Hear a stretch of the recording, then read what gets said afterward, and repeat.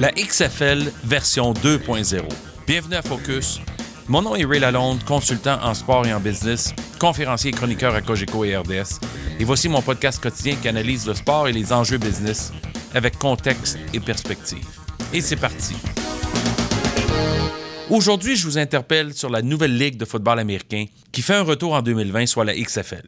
La XFL version 2.0 sera de retour sous la direction de Vince McMahon, le grand Manitou de la WWE, fondateur de la version 1.0 de la XFL, qui avait vu le jour en 2001. Ça avait été un désastre. Ils avaient perdu 70 millions de dollars en une seule saison. NBC et Vince McMahon étaient propriétaires à l'époque. Cette fois, McMahon s'est embauché un vrai chef d'orchestre pour guider la ligue, soit Oliver Luck. Oliver Luck, c'est un gars que je connais très bien personnellement. Il avait été le président, directeur-gérant du Galaxy de Francfort, de la World League NFL Europe, au début des années 90. C'est le père de Andrew Luck, des Colts de Indianapolis, de la NFL. Oliver Luck, c'était un ancien joueur de la NFL. Il avait joué pour les Oilers de Houston dans les années 80, 90. Earl Campbell était son demi-offensif à l'époque. C'est un dirigeant sportif de premier plan qui, à l'époque, avait gradué à l'Université West Virginia. C'est un quart arrière de l'école. Il est dans le temple de la renommée des Mountaineers de West Virginia. Ça avait été aussi un des gars qui avait instigé la World League à l'époque avec Tex Schramm, puis Joe Bailey, puis Mike Lynn. Puis, comme j'ai dit, il avait été déménagé à Francfort en Allemagne pour gérer l'équipe d'Allemagne. C'est récemment président du Dynamo de Houston de la MLS et aussi un vice-président exécutif de la NCAA. Alors, c'est difficile de trouver un gars qui a un portfolio aussi bien garni pour diriger les règnes de la XFL version 2.0.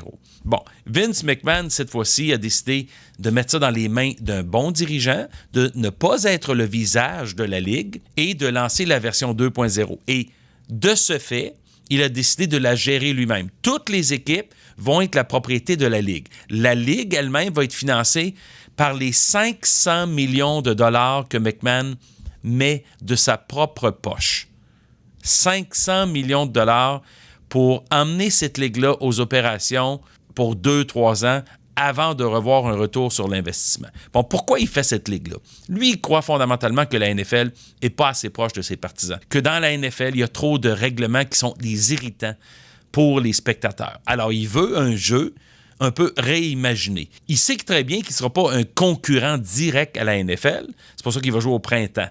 Mais il sait aussi qu'il y a de la place dans l'appétit des consommateurs de sport américain pour une autre ligue de football. Bon, moi, en tout cas, personnellement, je ne suis pas trop sûr de ça. La NCAA est tellement forte, à l'automne, en même temps que la NFL. Mais c'est vrai qu'au printemps, pour les vrais maniaques, il y aurait de la place possiblement pour une ligue. Et je vais vous revenir dans un prochain podcast sur l'Alliance de football américain, les American Alliance of Football, qui, celle-là, va partir en 2019. Mais je vais vous parler de la XFL parce que, à mon avis, elle est quand même un peu plus sérieuse et un peu plus établie, sachant très bien qu'en 2001, McMahon avait tenté le coup et ça avait été un échec. Bon, les matchs, apparemment, vont être moins longs. On parle de 2 heures, 2 heures et demie au lieu de 3 heures, 3 heures et demie. Pas de politique, c'est-à-dire pas d'agenouillage, pas de protest, pas de protestation, pas de manifestation. Aucun joueur avec un dossier criminel. 8 équipes. Mais toutes les villes actuellement aux États-Unis qui ont des équipes de la NFL ou non vont être considérées comme des villes pour accueillir une équipe. La XFL va aussi être, comme je l'ai dit, propriétaire de tous les clubs. Donc, il y aura que des opérateurs pour chacune des équipes, mais pas un propriétaire qui s'investit.